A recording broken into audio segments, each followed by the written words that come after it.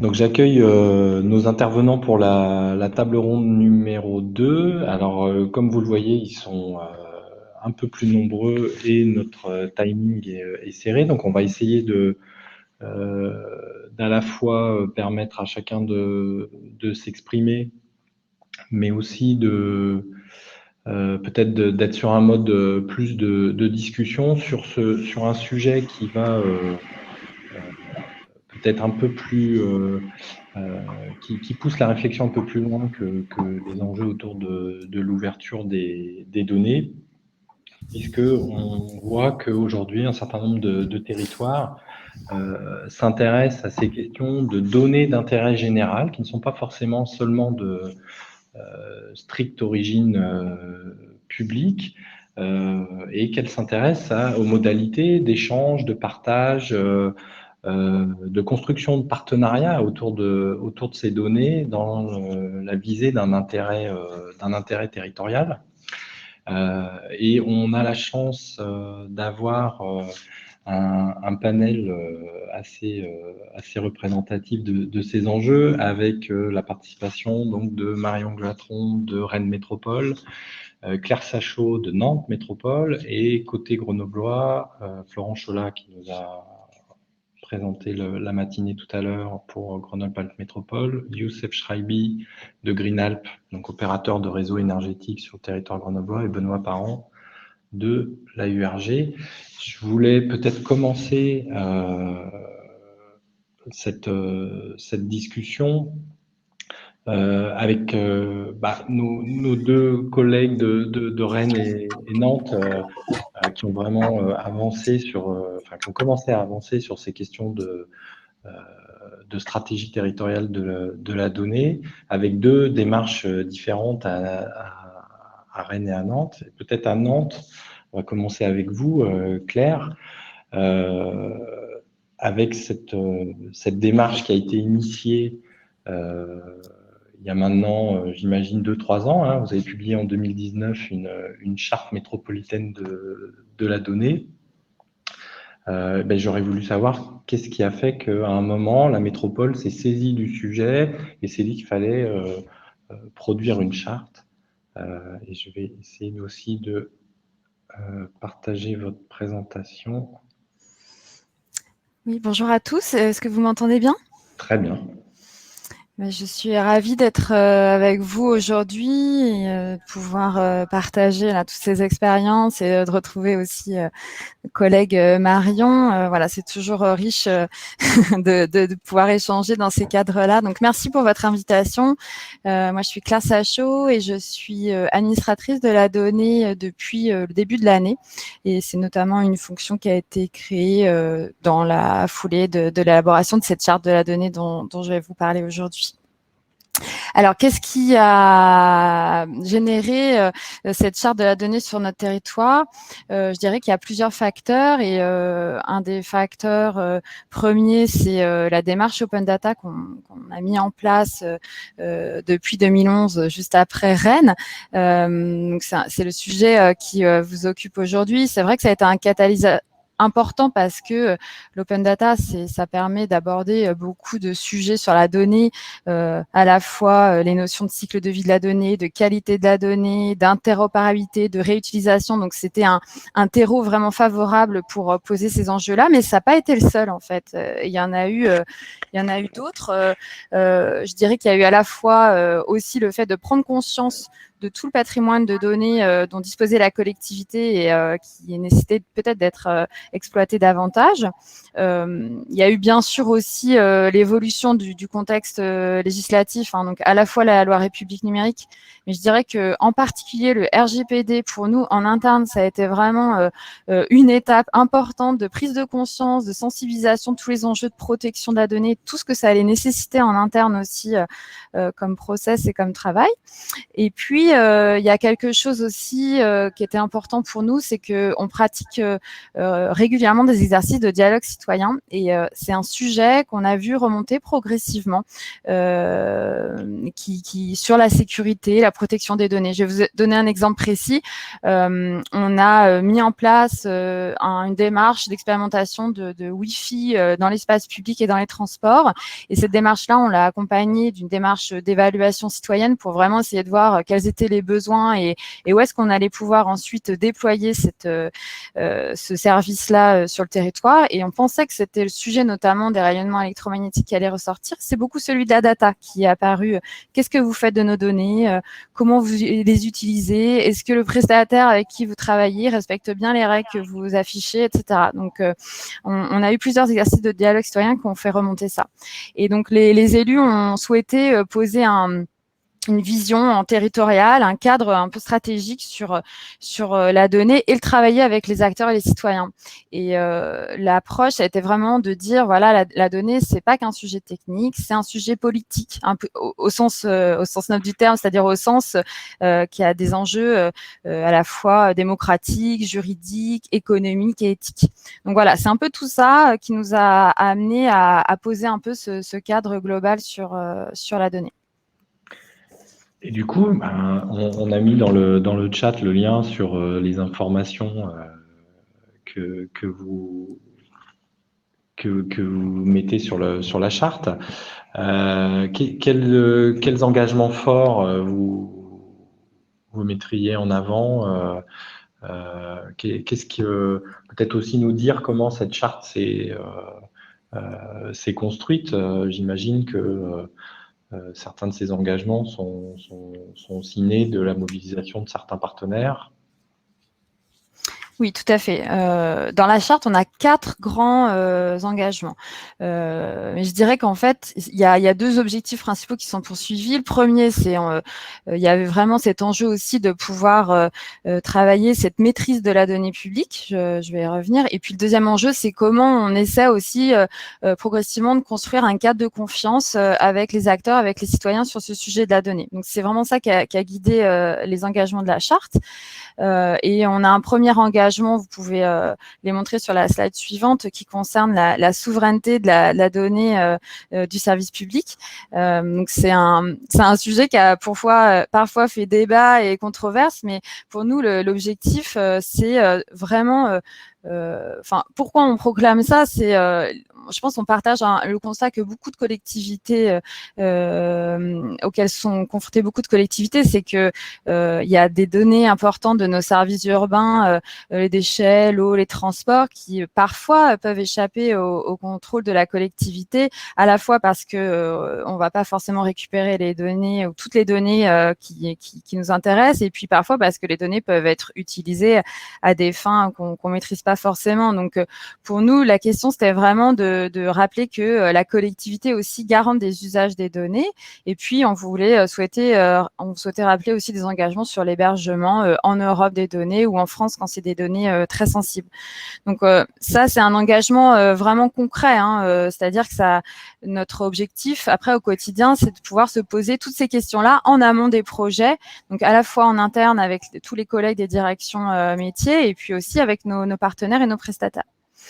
Notre deuxième engagement, c'est la protection des données des citoyens. Donc, bien sûr, là, c'est le RGPD. Vous allez me dire, c'est la loi, donc c'est certain. Mais c'est vrai que, en fait, on voit que c'est quand même assez vertigineux, tous les enjeux qu'il y a dans la mise en œuvre de la conformité RGPD. Donc, c'est un travail très important.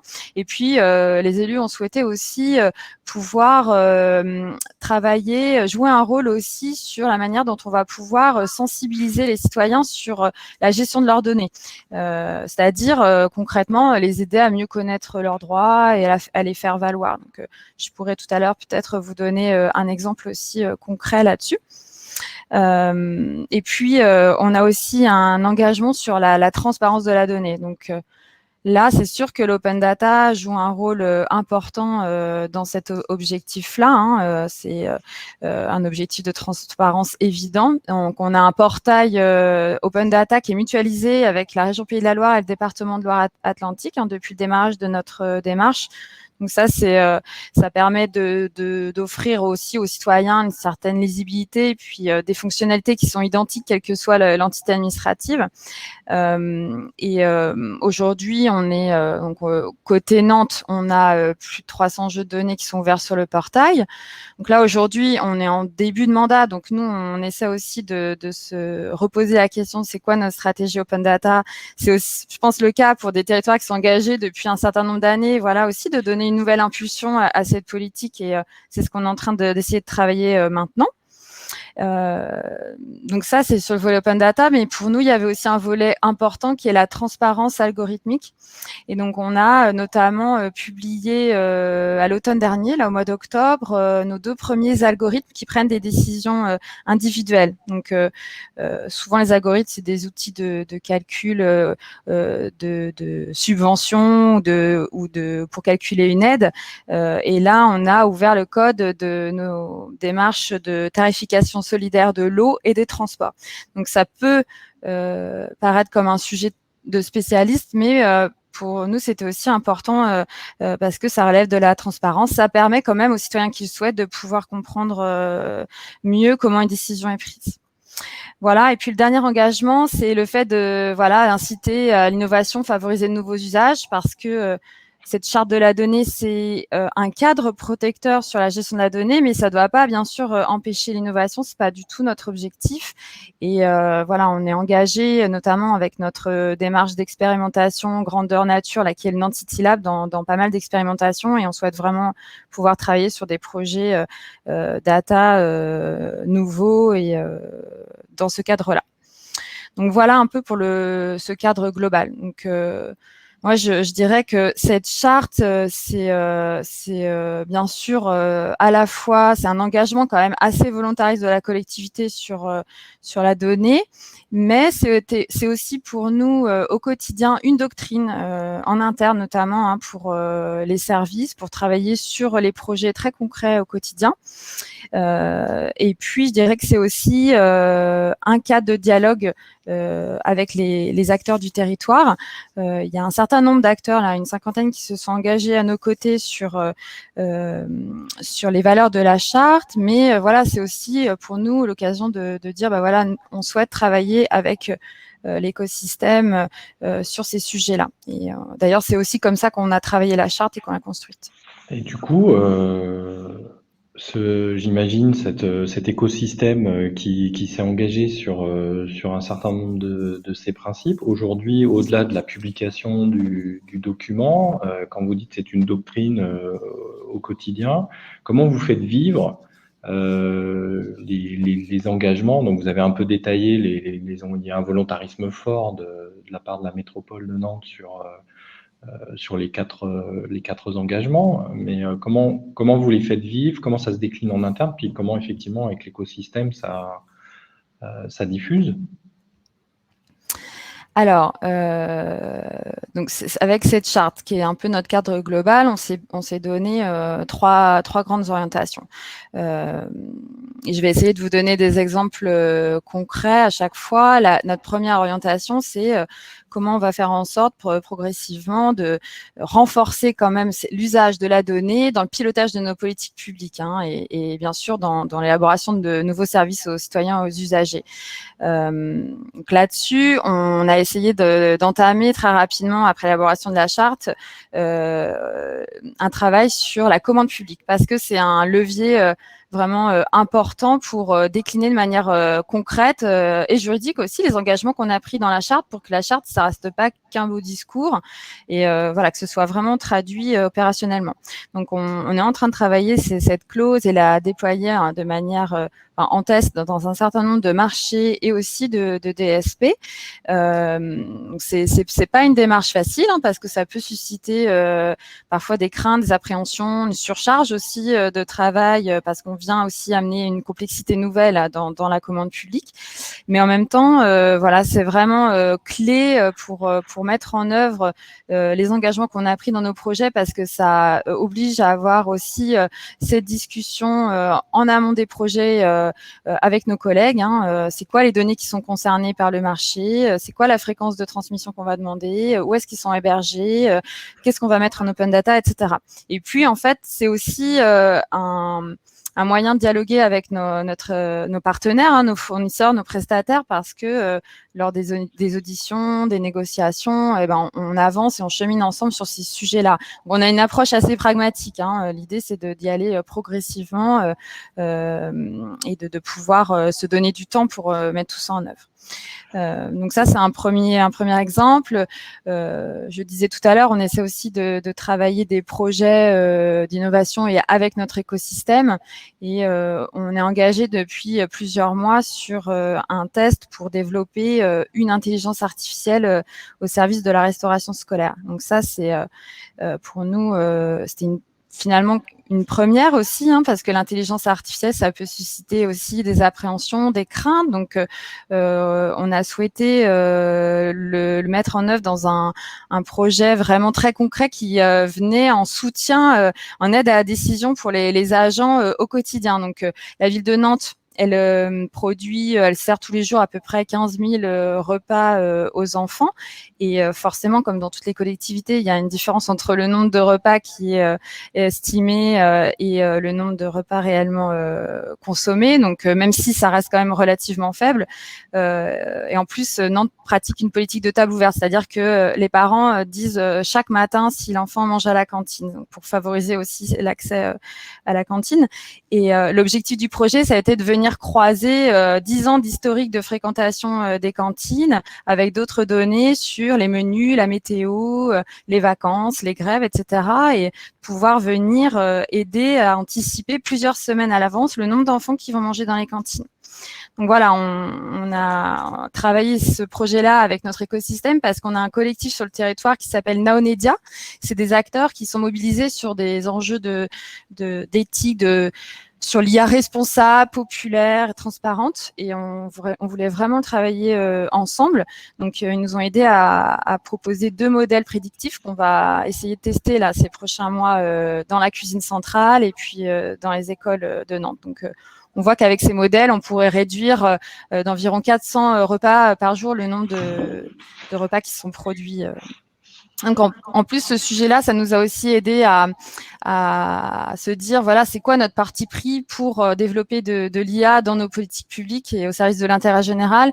Et on a souhaité, pour cette expérience-là, pas utiliser de données personnelles, par exemple. On dit pas qu'on va pas le faire par la suite, mais là, ça nous semblait être une première étape importante, même si, voilà, on aurait pu utiliser les données de la facturation, par exemple, ça aurait pu enrichir notre modèle. Et puis, on a souhaité aussi être vraiment hyper transparent. Et donc, on a conçu la démarche de manière ouverte et complètement en open source. Et tout est disponible sur notre portail Open Data également. Donc, à la fois, bien sûr, les données qui ont servi à la démarche, mais aussi un rapport qui documente tout le projet et puis, bien sûr, le code source des algorithmes.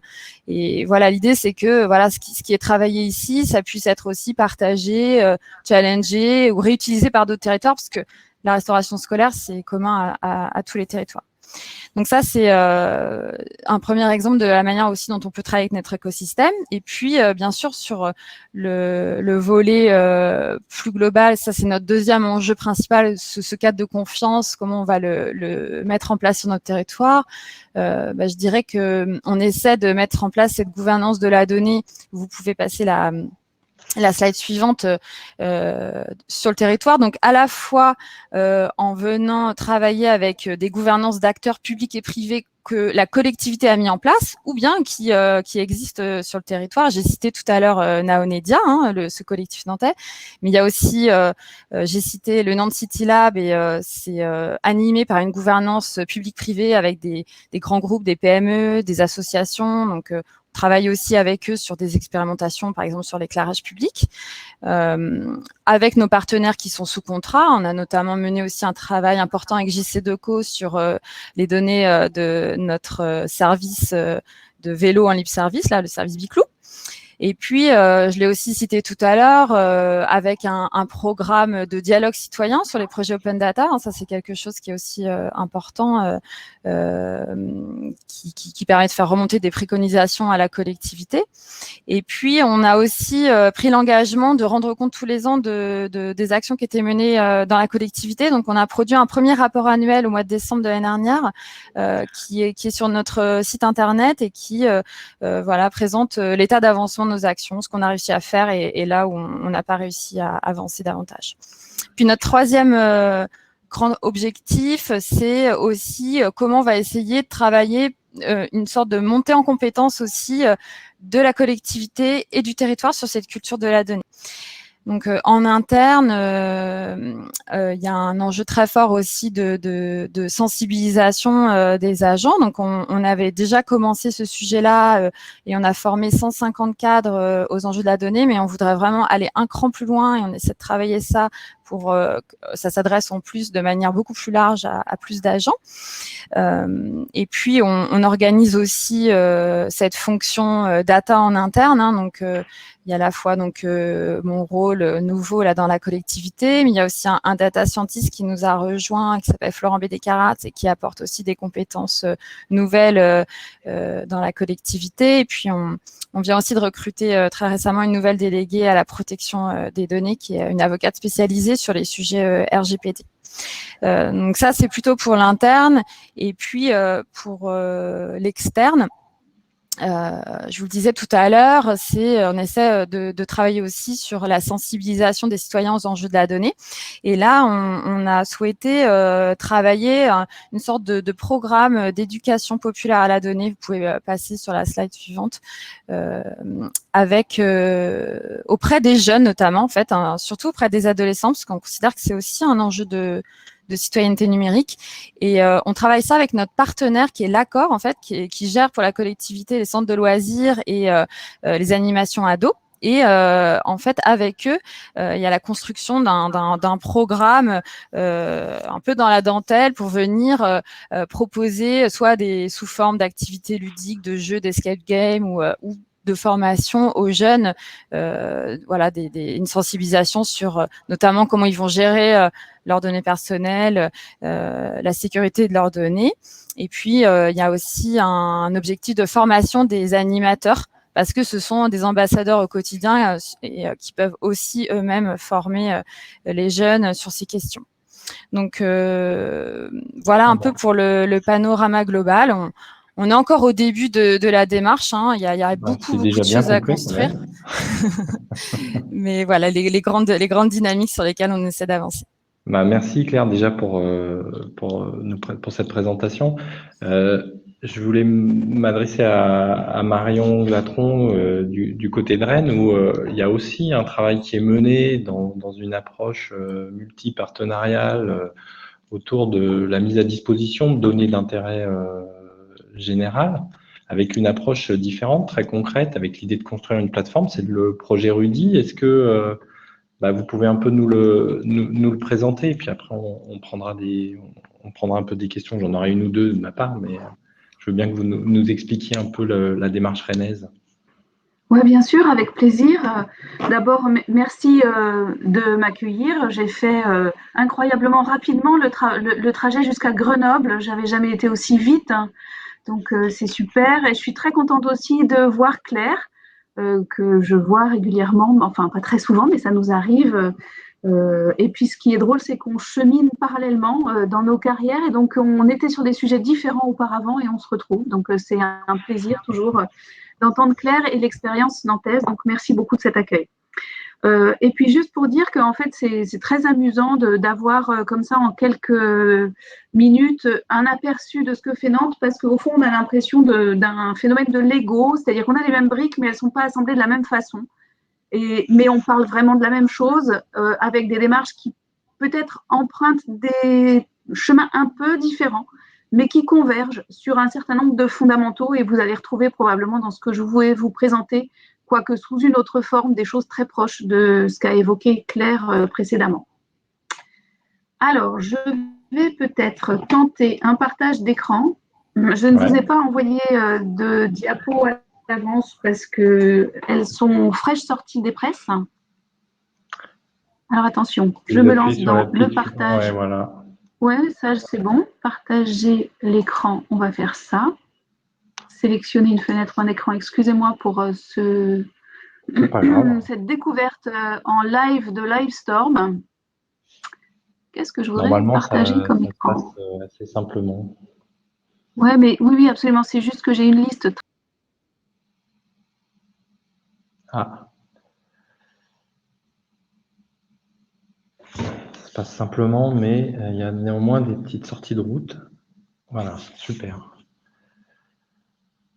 Mais on ne vous entend plus.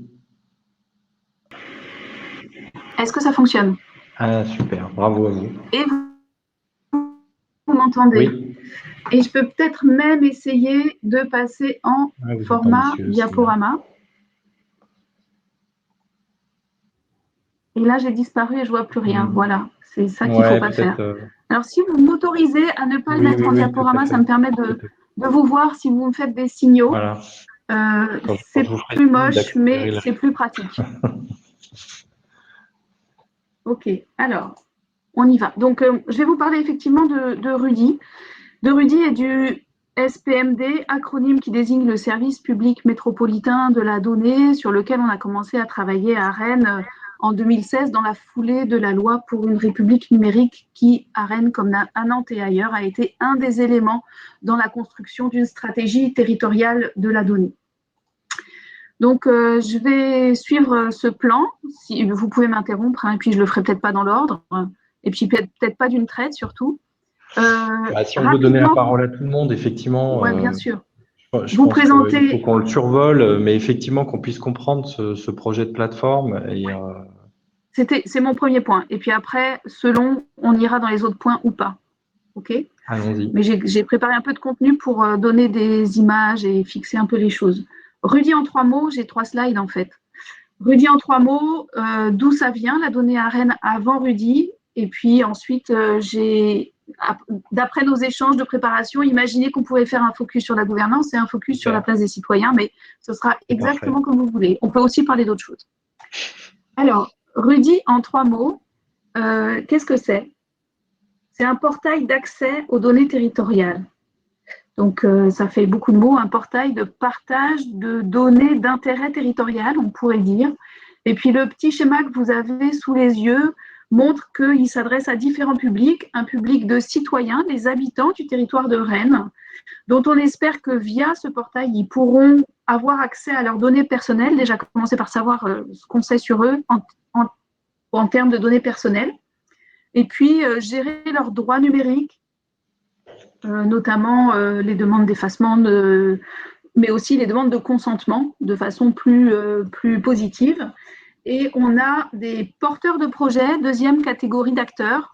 On appelle porteurs de projets des gens qui sont en fait des utilisateurs de données pour réaliser des projets, que ce soit des projets de services. L'administration est un porteur de projet, enfin les services de l'administration peuvent l'être, mais aussi des entreprises, mais aussi des associations de citoyens, mais aussi des laboratoires de recherche. Voilà, c'est vraiment assez large comme catégorie. Et puis, la troisième catégorie qui se cache derrière ce qu'il y a écrit là, méta-catalogue, c'est l'idée qu'on fait une espèce de syndicat de producteurs de données qui concernent le territoire, avec la construction d'un métacatalogue qui donne à voir ces données, mais aussi des questions d'accès à ces données, puisqu'il est entendu que ce ne sont pas seulement des données d'open data qui seront accessibles via le portail Rudy, ce qui génère évidemment tout un tas de questions sur qui peut accéder à quoi, etc. Donc voilà le projet Rudy. Je ne peux pas voilà, très bien, pardon. ne pas mentionner que c'est un projet soutenu par l'Union européenne pour une durée de 3 ans, dans le cadre d'un programme qui s'appelle Urban Innovative Actions. Voilà, c'est financé par du FEDER à hauteur de 80%. Le budget global, c'est 5 millions d'euros. Ça peut paraître beaucoup, il y a des développements dedans. Et puis, il y a aussi beaucoup de temps RH, puisque pour construire un portail de ce type, l'idée, c'est de le construire pas du tout seul, mais avec des collectifs représentatifs des utilisateurs demain.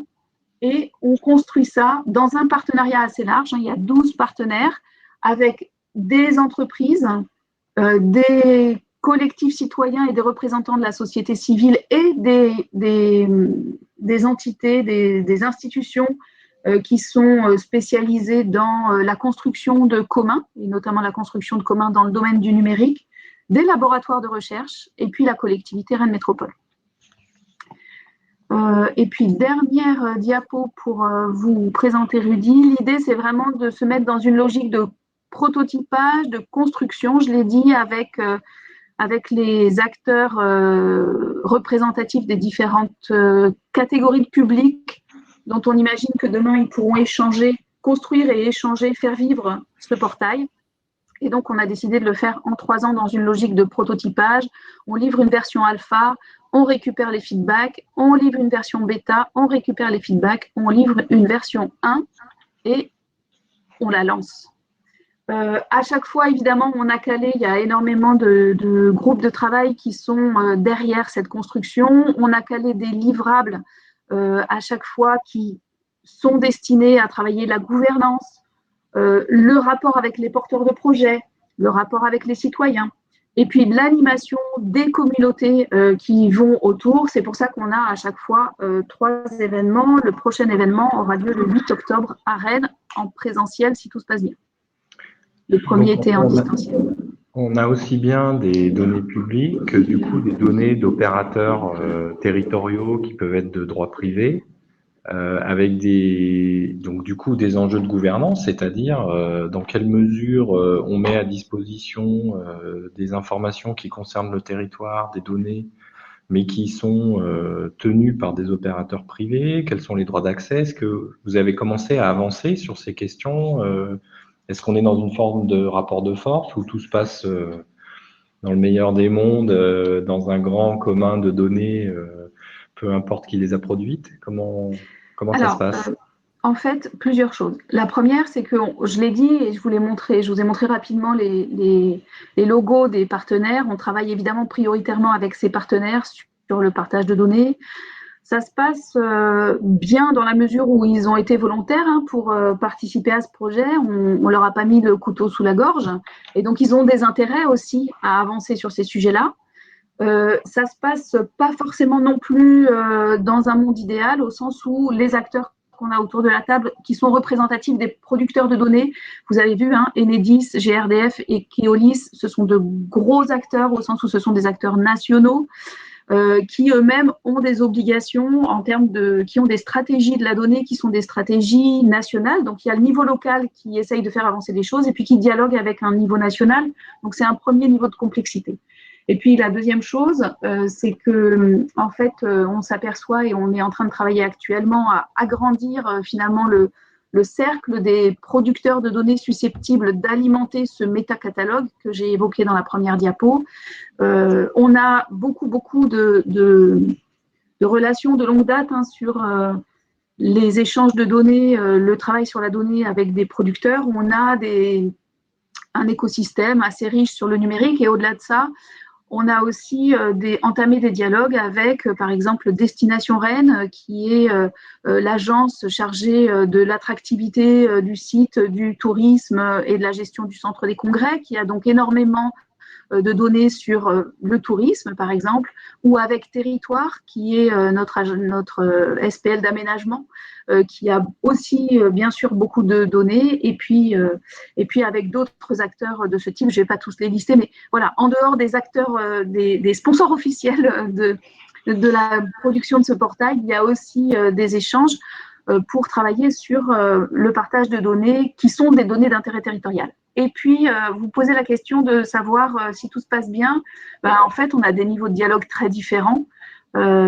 Et puis des inquiétudes qui se font jour et c'est très intéressant et c'est comme ça aussi qu'on a décidé, enfin ça fait partie de la méthode de prototypage, c'est-à-dire on met une idée sur la table, on propose une action, un service, une fonctionnalité du portail et puis on en discute et c'est ça qui fait apparaître aussi les réticences réelles qui sont des réticences de plusieurs ordres. J'ai pas très bien compris le sujet, jusqu'où va ma responsabilité, comment est-ce que je me couvre sur les risques, est-ce que solution proposée est vraiment protectrice, je veux dire, d'un point de vue opérationnel et pas seulement d'un point de vue philosophique. Et c'est là que les discussions commencent vraiment et on en est là. On en est vraiment là. Mais du coup, c'est vrai que l'objet… C'est assez intéressant d'ailleurs parce qu'on voit que la question de la gouvernance, elle ne peut pas se dissocier des échanges sur la technique, les fonctionnalités, les publics, qui prend part à la décision, etc. Et c'est là que ça se joue. C'est ça, c'est-à-dire qu'en fait, vous commencez à approcher des règles de gouvernance autour d'un objet concret qui est cette plateforme de partage, en fait, qui viennent, en fait, très concrètement, en rentrant dans le détail, vous poser les questions de qui a accès à quoi, comment on sécurise, quelle responsabilité, etc. Exactement. Alors là pour le coup, c'est vraiment quelque chose, c'est absolument délibéré, hein. Je dis souvent quand je présente le travail sur la gouvernance que c'est un travail de prototypage de la gouvernance au même titre qu'on prototype un portail. Et donc au même titre qu'on fait des développements et qu'on les prototype et qu'on prend des bêta-testeurs et puis qu'on revient vers des solutions qui sont évolutives, la gouvernance, pareil. Et en fait, ça, c'est vraiment un apprentissage des 2 ans d'amorçage du service public métropolitain de la donnée qui ont précédé, où on avait aussi mis au cœur du sujet la gouvernance. Et en réalité, on s'est aperçu qu'on pouvait en parler très bien de la gouvernance en termes théoriques, c'est-à-dire réfléchir à quelle devrait être la place des acteurs privés, réfléchir au rôle, limites et intérêts de la participation de l'acteur public qu'est la collectivité dans une gouvernance, quels droits elle devrait se réserver, est-ce qu'il devrait y avoir un équilibre entre les acteurs privés et les acteurs publics, de façon à ce que les acteurs privés, s'ils se liaient entre eux, ne puissent pas l'emporter et qu'on puisse défendre l'intérêt général, etc., etc. Donc, l'identification des questions, je pense que je ne dis pas qu'elle est facile à faire, ça nous a pris aussi un peu de temps, mais on sait la faire. Mais ensuite, pour le passage à l'opérationnel, c'est extrêmement difficile et surtout, comment dire, en fait, la gouvernance, ce n'est pas une question théorique, c'est qui paye, qui décide, est-ce qu'on peut exclure un projet ou pas, est-ce qu'on peut exclure un utilisateur de données qui fait un mauvais usage, quels sont nos leviers d'action, est-ce que notre cercle de décision correspond aux décisions qu'on veut prendre, enfin, c'est ça les questions. Et c'est aussi des questions de responsabilité. Si je publie un jeu de données et qu'il est mal utilisé, qui est responsable? Est-ce que c'est Rudy? Ah oui, mais Rudy n'a pas de personnalité morale. Ah bah zut, alors il faudrait peut-être créer une personnalité morale. Mais quelle forme de la personnalité morale et est-ce que ça permet aussi de répondre aux autres enjeux? Donc voilà, c'est cette construction-là qui est itérative, qui est collective, qui est complexe, hein, parce que j'allais dire, avec de la granularité. On s'attend aussi un peu, dans laquelle on est engagé. Et j'avais une question, mais qui s'adresse aussi à Claire. C'est le poids de l'usager dans cette gouvernance. On sait que la question de la protection des données personnelles est sensible. On sait qu'il y a de l'appétence peut-être pour de nouveaux services à l'usager liés de ces croisements de données. Comment l'usager devient citoyen de cette plateforme ou de cette charte à Nantes? Comment il devient actif, comment il est contributeur, comment il maîtrise les choses. Est-ce que c'est aussi au-delà des enjeux de responsabilité, de droit d'accès entre producteurs de données et réutilisateurs, comment finalement le citoyen, qui est souvent l'objet de cette donnée, comment il récupère un peu une part de cette gouvernance? Oui, Marion peut-être, et puis Claire si… En fait, comme vous interpelliez Claire, je laissais la parole à Claire, j'ai retiré mon partage d'écran. Vas-y Marion, Marion, je compléterai après. Bien, ok. Alors en fait, déjà de qui on parle? Je pense que c'est la première question. Et souvent, on parle de citoyens un peu vite, si j'ose dire, en distinguant pas nécessairement des rôles qui sont d'une nature un peu différente. On a des citoyens qui sont des êtres politiques en tant qu'ils prennent part à la décision finale et puis qu'ils ont un droit de regard sur ce qu'on fait en leur nom. On a des habitants qui sont des usagers, des utilisateurs du territoire, qui d'ailleurs ont plusieurs rôles à ce titre-là. Puis on a des usagers des services numériques et des usagers du portail. Et en fait, je dis ça peut paraître une évidence. En fait, on a tendance à ranger sous la catégorie citoyen tous ces rôles-là. Et peut-être que les rôles qu'on active ne sont pas les mêmes selon qu'on en est à une conception du portail. Quelles sont les attentes? Les attentes des habitants d'un territoire, les attentes des citoyens qui veulent savoir ce qu'on fait en leur nom, les attentes des usagers de services, c'est peut-être pas tout à fait les mêmes. Là, par exemple, pour Rudy, on travaille avec le conseil de développement. J'ai pas énuméré tous les partenaires, mais le conseil de développement qui est là pour représenter la société civile et faire écho de débats sur Rudy dans le public du conseil de développement et vice-versa. Et puis, on a mené, un des laboratoires de recherche avec lesquels on travaille a mené une enquête sur c'est quoi les attentes, c'est quoi les craintes, c'est quoi les espoirs autour de la meilleure utilisation de données et puis autour d'une utilisation citoyenne, pour le coup responsable, éthique, au sens du service public de ces données. Et puis, en phase de prototypage, on a un autre sujet qui est on veut travailler avec des usagers potentiels, on les attrape comment, qui on veut mettre autour de la table, comment travailler avec des usagers qui ne sont pas nécessairement des experts. Et ça, on a un travail qui est engagé sur différentes cibles et c'est là que nos partenaires, Thiriad, WeShare, la FIG, sont extrêmement utiles à la fois dans leurs expériences passées et puis dans la mise en œuvre et l'animation d'ateliers. On avait prévu un certain nombre d'ateliers citoyens qui devaient commencer en mars 2020.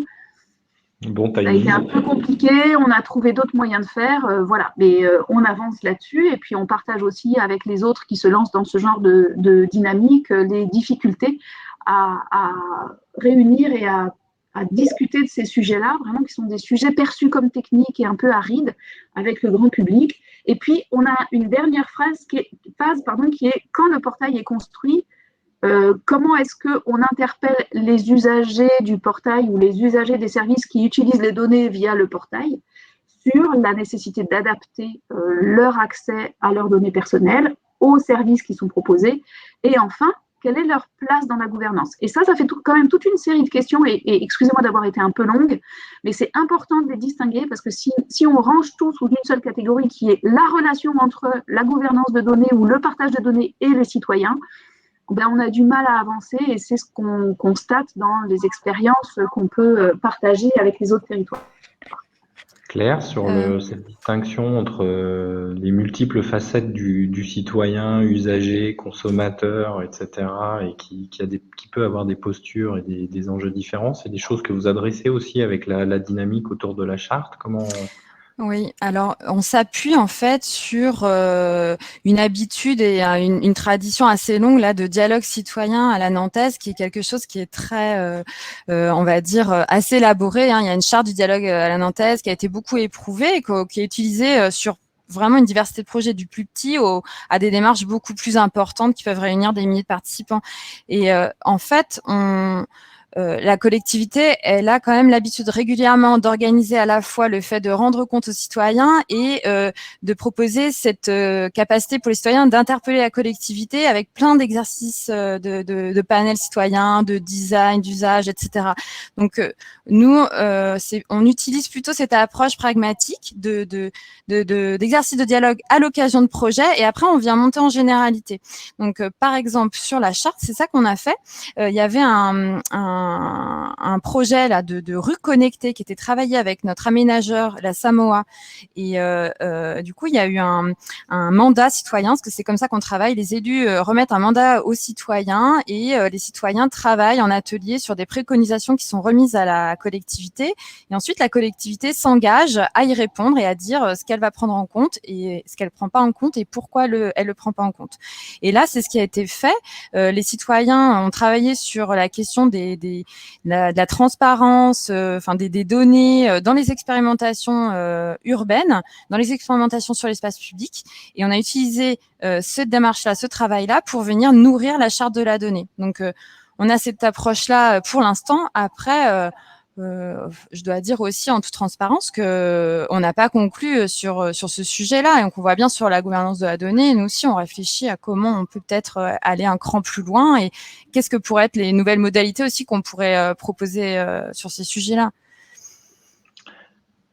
Merci. Je pense que ça nous amène des échos. Là, je me tourne vers nos collègues grenoblois. On voit bien qu'il y a une réflexion en train de se construire à partir de pratiques chez nos amis de Rennes et Nantes. Et du coup, on a essayé à travers ce petit temps ensemble, de faire remonter aussi des questionnements aujourd'hui, le territoire grenoblois est moins avancé, on va dire, en termes de réflexion et de réalisation concrète sur ces sujets. Néanmoins, il commence à avoir des choses, j'imagine. Alors là, je me tourne vers Youssef Schreibi de Greenalp, donc opérateur énergétique, qui a participé notamment à un projet sous l'égide de la Métro Énergie, d'agrégation de données de consommation énergétique. Donc Youssef, dans le secteur de l'énergie, on sait que le travail de croisement de données a commencé, en tout cas de mutualisation de plateformes, ce qui pose aussi des questions sur les enjeux de données personnelles. Est-ce que déjà, j'imagine que les réflexions que vous avez entendues évoquent des échos dans les projets que vous avez suivis? Oui, effectivement, il y a beaucoup des éléments que vous avez présentés là, toutes les deux, autour de la gouvernance de la donnée, de comment est-ce qu'on assure la confidentialité, comment est-ce qu'on assure un rapprochement à la fois des données publiques, des données individuelles, et puis comment est-ce que l'on donne confiance aux citoyens qui sont producteurs de cette donnée individuelle-là, comment est-ce qu'on leur donne confiance sur le devenir de leurs données. Et ça, c'est des choses aussi auxquelles on s'est heurté lorsque l'on a voulu démarrer Métro Énergie, et pour certaines questions sont encore en filigrane de nos discussions. Alors, en deux mots, le système énergétique, notre place dans le système énergétique grenoblois, donc Greenalp, nous sommes un gestionnaire de réseau de distribution. On a déjà cité plus tôt dans la matinée Enedis et GRDF, qui sont les deux grands opérateurs nationaux, et à côté de ces opérateurs nationaux, il y a des opérateurs locaux, on appelle les ELD, les entreprises locales de distribution. Et Greenalp, nous sommes l'une d'entre elles, donc 120 000 clients en ELEC et 45 000 en gaz sur 36 communes en Isère et en Savoie, donc c'est tout petit par rapport à Enedis et GRDF. En revanche, on a cette particularité d'être mixte. Et si on revient sur le territoire grenoblois, la métropole de Grenoble, c'est 49 communes, et bien entendu, Greenalp ne fait pas toute la métropole de Grenoble, et même beaucoup moins que ça. Greenalp gère la distribution sur Grenoble Intramuros, la commune de Grenoble et la commune de Séchilienne, et les autres communes de la métro étant distribuées par Enedis en ELEC, et puis par GRDF en gaz lorsqu'il y a du gaz. Toutes les communes ne sont pas alimentées en gaz.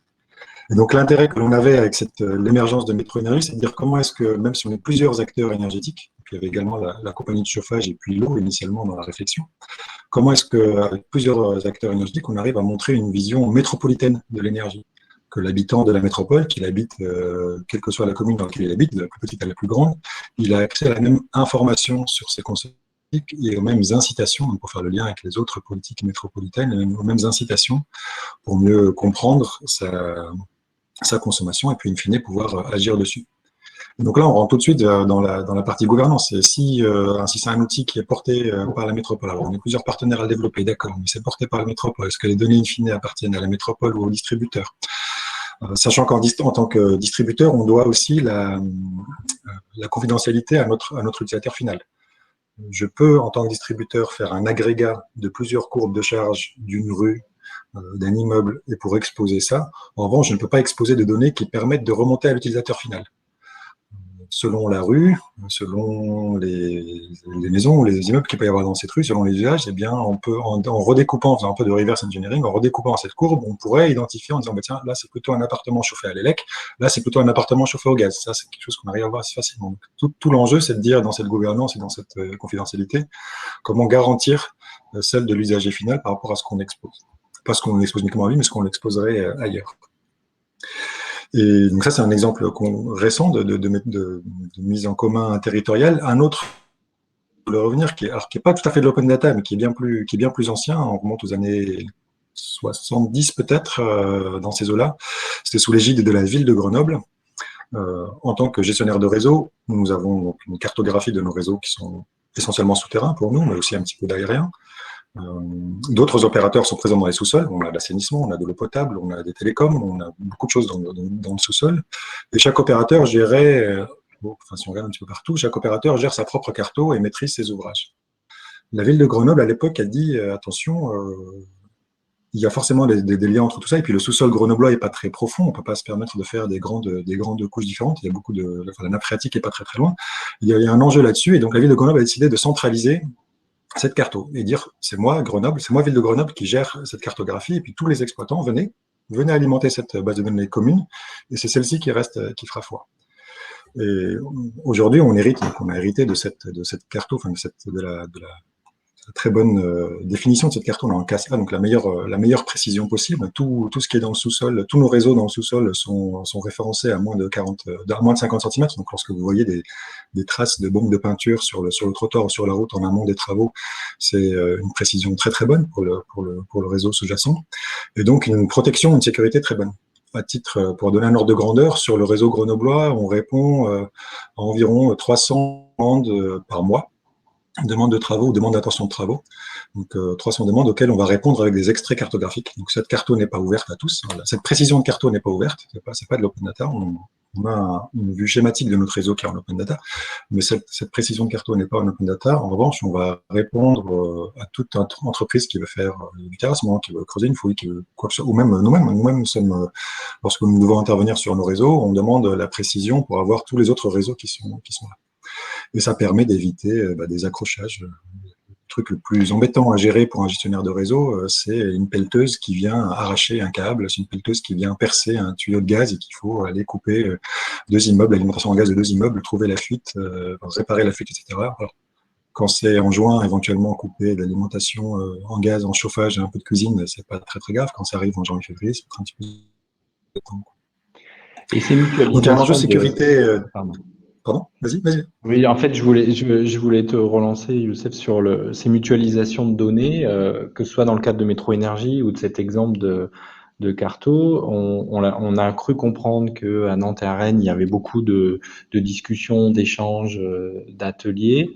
Est-ce que c'est des discussions parfois difficiles? Alors, on comprend que quand une collectivité demande à ce qu'il y ait une cohérence sur la cartographie des réseaux souterrains, tout le monde est amené un peu à verser au pot et voit bien son intérêt.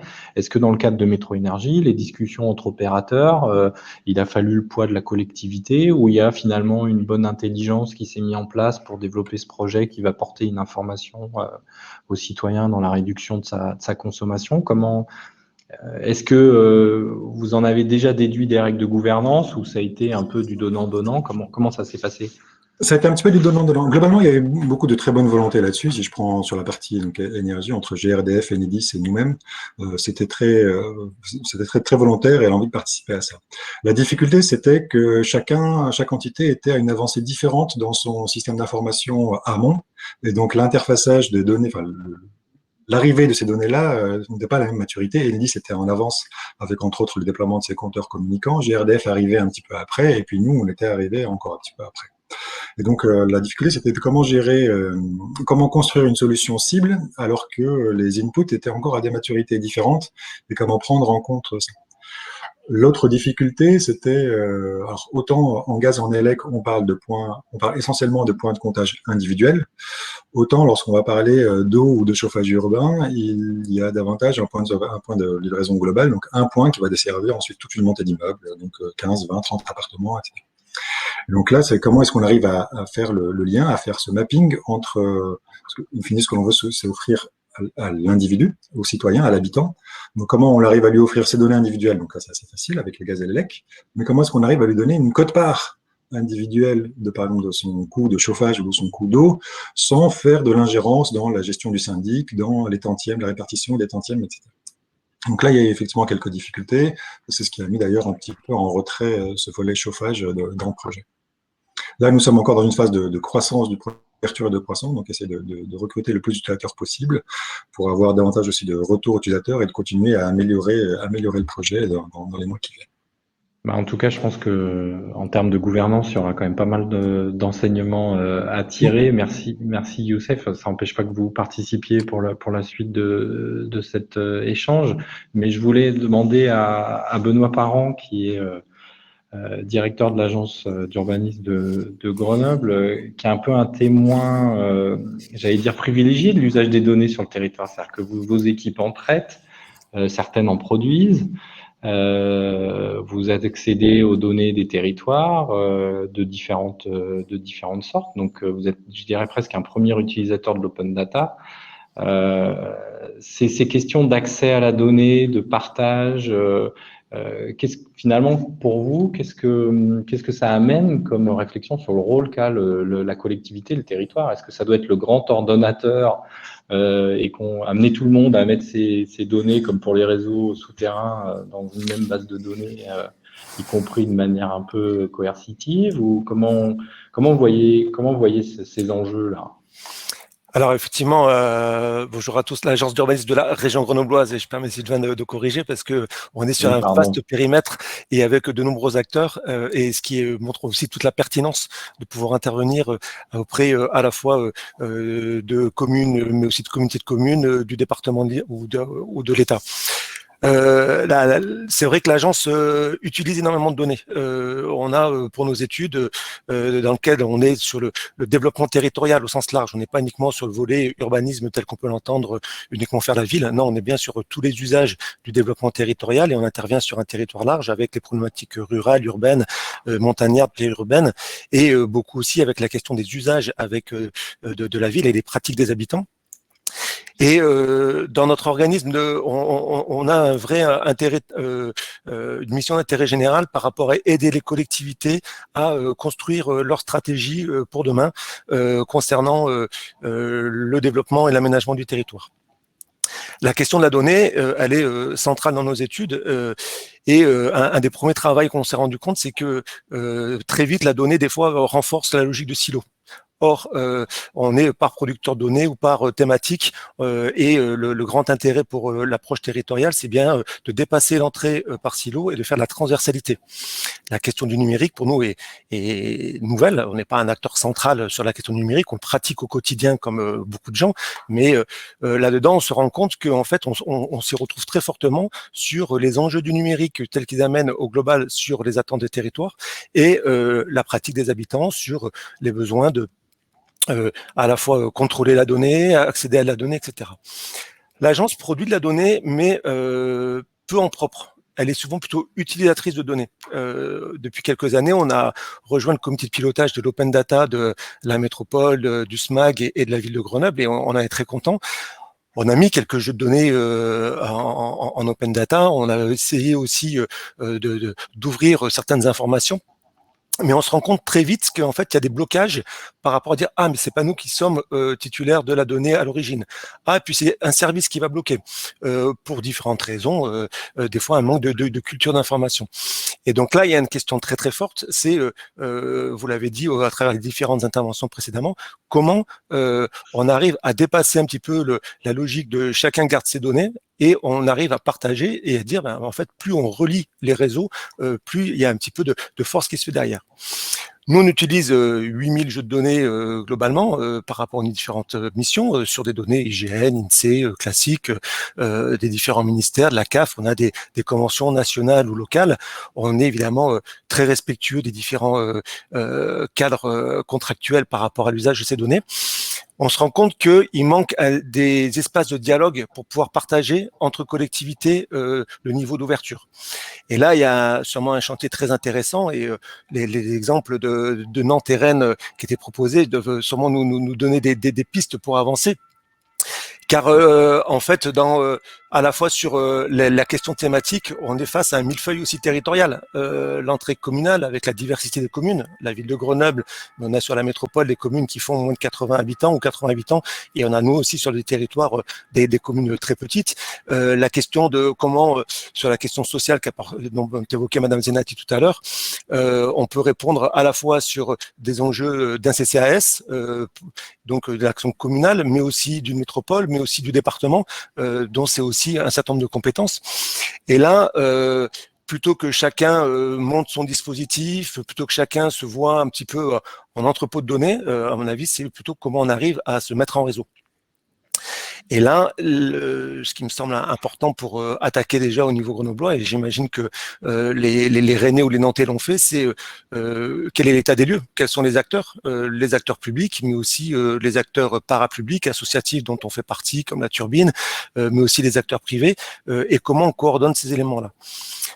On croit fortement que la collectivité a un rôle majeur, central à avoir, non pas pour la préserver avec le monde privé. Je pense qu'il y a des vraies relations à avoir sur l'usage, la valorisation avec le monde privé, mais sur la question de la confiance.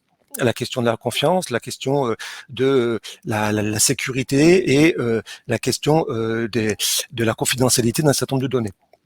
On prend souvent l'exemple que on donne plus facilement nos données à des grands groupes inconnus transatlantiques plutôt que à sa collectivité.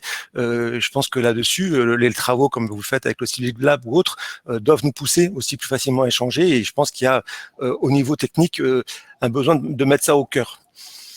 Il y a un point qui est central sur la gouvernance, et c'est le collègue de Roubaix tout à l'heure qui l'évoquait, je trouvais très intéressant, c'est qu'il faut un pilotage très élevé dans les institutions, je pense au niveau technique et politique. Le fait qu'il évoquait qu'il soit rattaché à un DGS n'est pas neutre. Il faut assurer la transversalité. Moi, le petit chantier interne qui nous occupe sur la mutualisation des données, pour éviter que les chargés d'études, qui sont tous spécialistes et qui étaient plutôt des fonds de concurrence, arrivent vraiment à travailler ensemble, c'est un chantier qu'en tant que directeur général, j'ai pris vraiment même si je suis pas du tout spécialiste de la donnée, à bras le corps. Pourquoi ? Pour avoir le côté impulsion, pour avoir le côté stratégique, et puis le côté transversal. Et donc la façon dont sur la région grenobloise on peut avoir ces collectivités, communes, intercommunalités, départements, État, établissements publics, à mon avis, il y a une vraie étape très importante à faire. Cet échelon, là je me retourne vers nos amis de Rennes et Nantes, là, cet échelon, il y a une volonté politique forte, j'imagine, derrière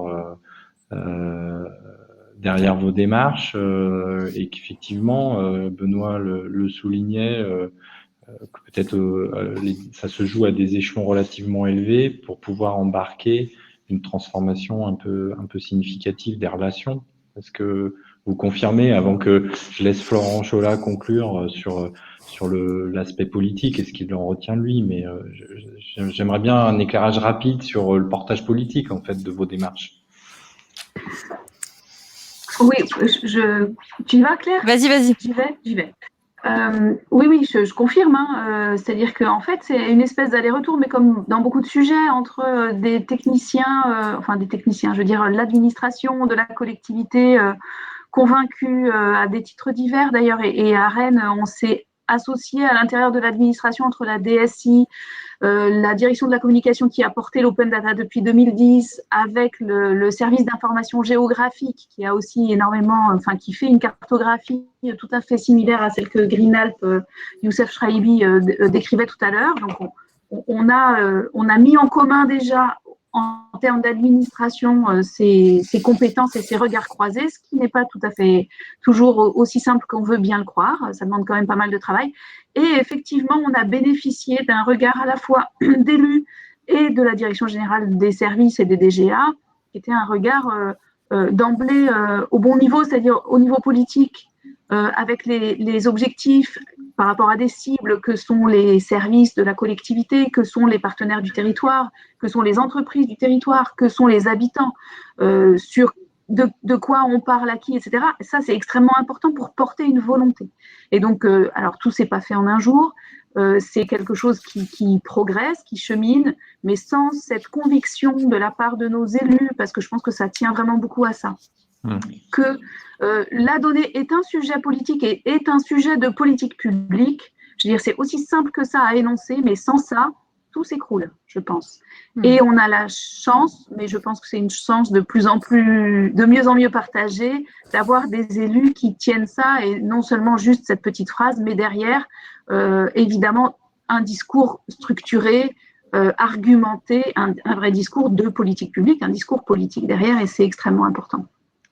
Claire, vous validez Oui, moi je suis tout à fait d'accord. On a aussi bénéficié d'un portage politique très fort, hein, à la fois de la maire présidente Johanna Roland qui a lancé la démarche, mais aussi de Francky Trichet sur le précédent mandat qui a beaucoup porté ça, et comme le dit Marion, voilà, qui en font un vrai sujet de politique publique, et qui sont capables de faire le lien avec tous les acteurs et puis entre toutes les démarches voilà, pour montrer comment tout ça infuse aussi à la fois sur le territoire, mais comment on peut créer une dynamique pour fédérer les acteurs du territoire autour de ces sujets-là. Donc ça, c'est très important. Et le pilotage en interne, il est aussi important, effectivement, comme vous le disiez à Roubaix, d'avoir ce pilotage stratégique, parce qu'il y a aussi cet enjeu après de venir infuser, travailler avec l'ensemble des directions.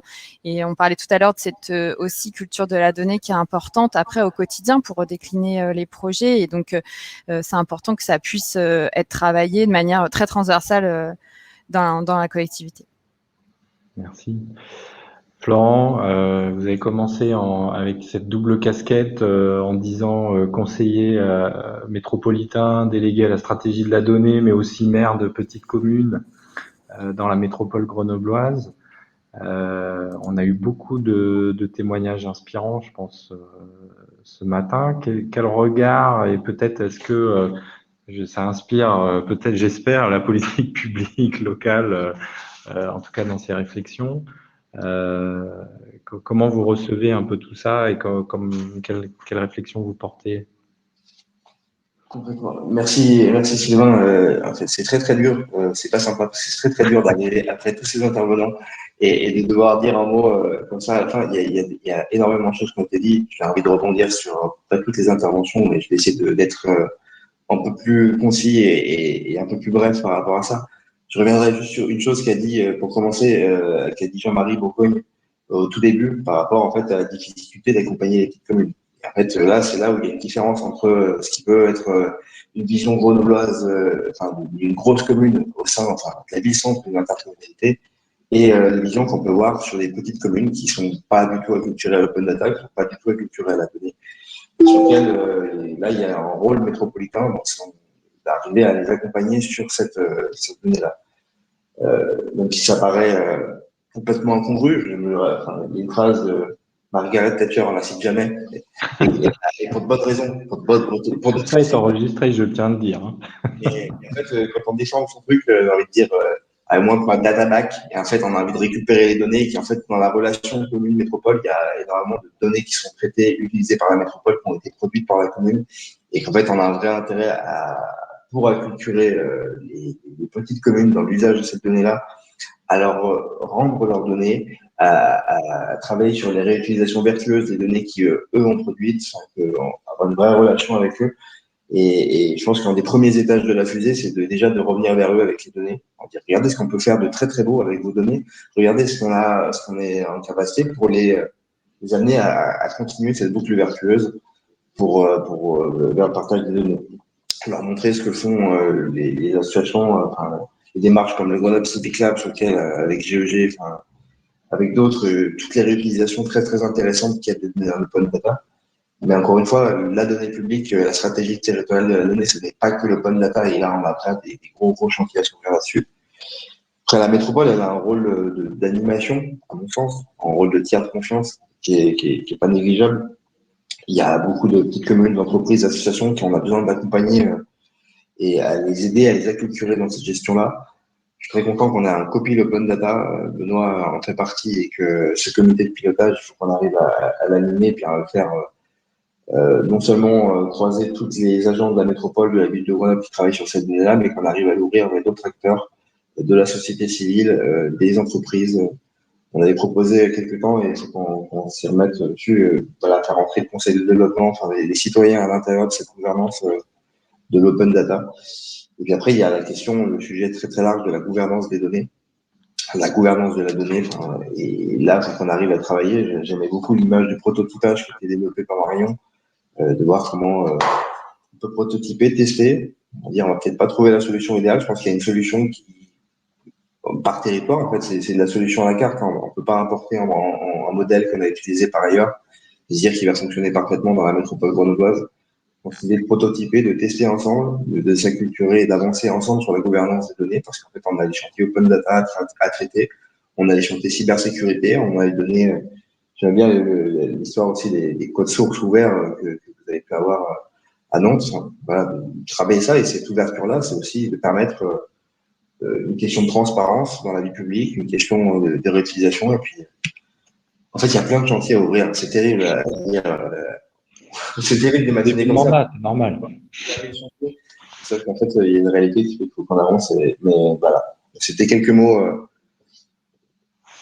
On peut en donner comme ça, mais il y a vraiment beaucoup de chantiers à faire. Et, en tout cas, c'était un peu le but. En tout cas, merci beaucoup à nos amis de Rennes et Nantes, parce que ça, je pense, ça, même s'il y a des bribes, comme le soulignait Youssef, sur le territoire, il y a des enjeux à ce que Grenoble avance et vos expériences sont vraiment enrichissantes pour nous et je suis ravi d'entendre que le prototypage peut être une bonne manière d'avancer sur les sujets et je pense qu'il y a des choses à faire localement là-dessus. Donc un grand merci à vous. On n'a pas pu traiter tous les sujets. Je pense que les questions de tiers de confiance, d'une granularité plus fine dans la gouvernance aussi, suivant les sujets, suivant les utilisations. Effectivement, on ne traite pas de l'énergie comme on peut traiter de la circulation. Enfin, voilà. Il y a énormément de choses à creuser. On voit que les questionnements s'ouvrent, mais après 10 ans d'open data, où effectivement, comme le disait Jean-Marie Bourgogne, on n'était pas les derniers à dire ouvrez, peu importe, voilà. On réfléchit maintenant à des systèmes plus fins, plus respectueux aussi de l'usager et de ses données, et qui permettent quand même d'avancer et de progresser en utilisant la donnée. Donc un grand merci à vous sur cette table ronde, un grand merci à nos intervenants précédents. J'avais annoncé qu'on allait déborder et en fait on tient le timing parfaitement.